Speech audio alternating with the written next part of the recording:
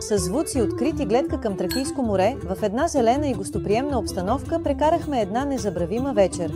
Всичко това прекрасно се случи в Алоу, в Агия Параскеви, по време на една от изключителните музикални вечери, които се организират всяка събота. Докато лирата, ракията и узото ни вдъхновяваха, се насладихме на една мечтана вечеря. Започнахме с една многоцветна салата Алоу, наистина огромна както на размер, така и на вкус. Разбира се, опитахме пресни пържени хрупкави картофи и тиквички. Продължихме с уникалните морски шишчета, потопени в богат лимонов сос. Не пропуснахме свежата гръцка салата и, разбира се, апетитната паста с скариди, която ни впечатли с вкуса си. Да не забравим да споменем, че се сервират и изключително вкусни местни ястия в голямо разнообразие.